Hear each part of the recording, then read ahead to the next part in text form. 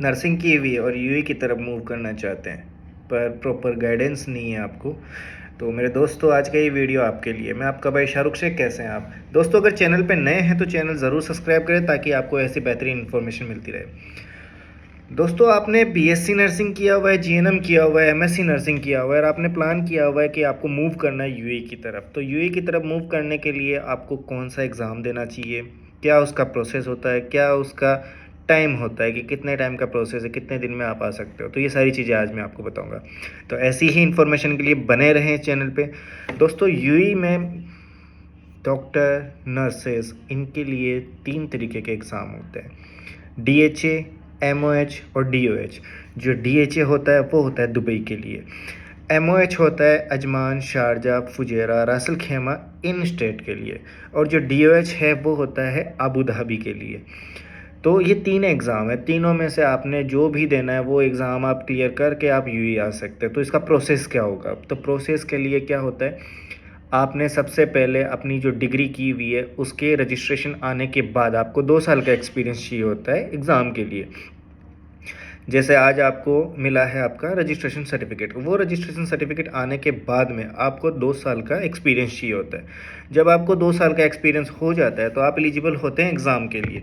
अब आपने एलिजिबल हो गए हैं कि आपने 2 साल का एक्सपीरियंस ले लिया, अब आप एलिजिबल है, तो अब आपको आगे पता होना चाहिए कि आपको कौन कौन से डॉक्यूमेंट्स चाहिए होंगे। तो दोस्तों, सबसे पहले आपके पास आपका पासपोर्ट होना चाहिए। मेरे बहुत सारे दोस्त ऐसे होते हैं, वो कहते हैं कि सर जी हमारे पास 2 साल का एक्सपीरियंस है, आना चाहते हैं लेकिन पासपोर्ट नहीं है। तो मेरे भाई, जब आपके पास पासपोर्ट नहीं होगा तो आप यूएई कैसे आ सकते हैं? आपका वीज़ा कैसे लगेगा? आपका प्रोसेस कैसे होगा? तो सबसे पहले आपने क्या करना है, आपका पासपोर्ट बनाना है। पासपोर्ट आने के बाद में आपकी जो सारी नर्सिंग की मार्कशीट्स हैं वो आपके पास होनी चाहिए क्लियर पीडीएफ में। 10th और 12th का मार्कशीट आपके पास होना चाहिए। जहाँ से आप रजिस्टर्ड हैं, जिस काउंसिल से आप रजिस्टर्ड है, वहाँ से आपको गुड स्टैंडिंग सर्टिफिकेट बनवाना है, जिसको फॉरेन वेरिफिकेशन सर्टिफिकेट बोलते हैं। उसके अलावा आपके पास बेसिक लाइफ सपोर्ट, बीएलएस का सर्टिफिकेट होना चाहिए। उसके बाद में आपके पास में ट्रांसक्रिप्ट सर्टिफिकेट होना चाहिए। सारे डॉक्यूमेंट्स आपके पास जब हो जाएँ तो आपने कहना है जी सर जी अभी हो गया है, एग्ज़ाम का प्रोसेस बताएं। तो एग्ज़ाम का प्रोसेस ये होता है कि ऑनलाइन बुकिंग होती है एग्ज़ाम।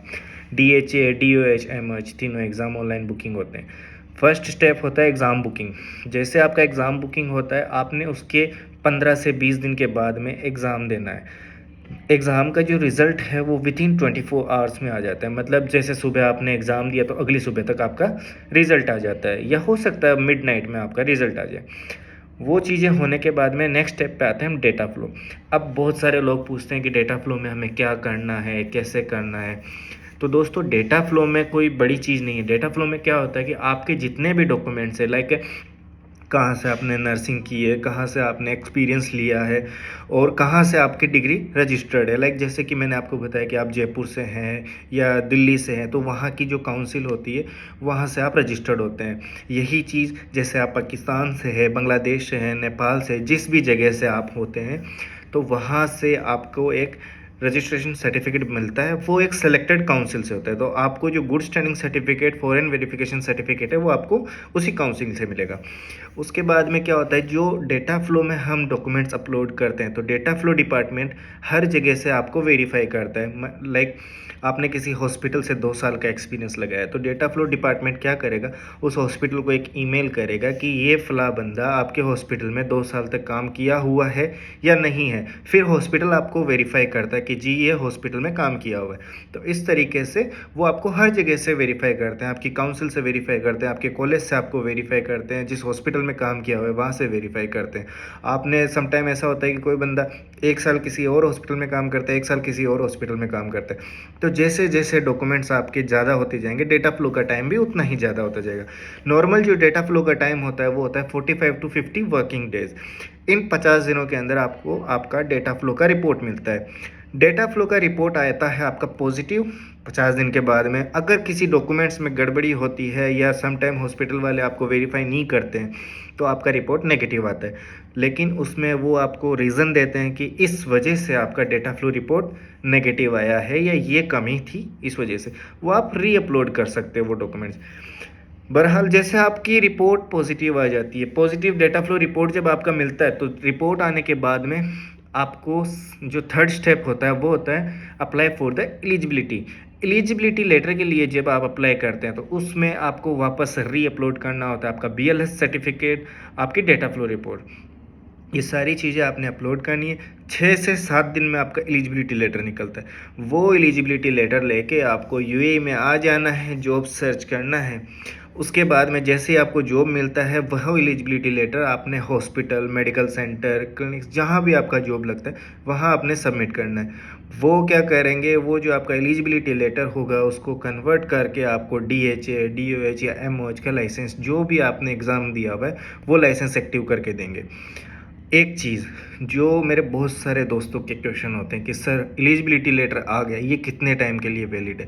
तो जो एलिजिबिलिटी लेटर होता है वो 1 साल के लिए वैलिड होता है। 1 साल के अंदर आपने यूएई आना है, एलिजिबिलिटी लेटर को एक्टिव करवाना है, मतलब आपको एलिजिबिलिटी लेटर से आपको लाइसेंस करवाना है। जैसे ही आपका लाइसेंस हो जाएगा वो 2 साल के लिए वैलिड होगा। हर 2 साल में आपका एलिजिबिलिटी लेटर और जो लाइसेंस है वो रिन्यू होता है। लाइक जैसे आज आपने अपना लाइसेंस एक्टिव किया है, 2 साल के अंदर आपका वो रिन्यूअल पे आएगा। तो रिन्यूअल के लिए क्या होता है, आपने वापस से BLS करना होता है। अगर आपके पास एक्टिव BLS लाइसेंस है तो कोई इशू नहीं है, अगर एक्टिव BLS लाइसेंस नहीं है तो आपने वापस BLS की क्लासेस लेना है। तो यही प्रोसेस होता है भाइयों, कहीं जाने की ज़रूरत नहीं होती है, किसी के पीछे पड़ने की ज़रूरत नहीं है कि सर मैंने नर्सिंग की हुई है कि मैं क्या करूँ क्या करूँ क्या। बड़े इजी स्टेप होते हैं यूएई आने के लिए। सबसे अच्छी जगह होती है यूएई आने के लिए, ज़्यादा कोई मगजमारी वाला काम नहीं होता है। ये कोई रॉकेट साइंस नहीं है कि मैं नहीं कर सकता, कोई भी कर सकता है। DHA की वेबसाइट पे जा सकते हैं आप, डेटा फ्लो वेबसाइट पे जा सकते हैं, वहाँ आपको सारी डिटेल्स मिल जाएगी। तो अभी मेरे दोस्तों जिसने भी एग्ज़ाम देना है DHA, DOH, MOH, लग जाए काम पे।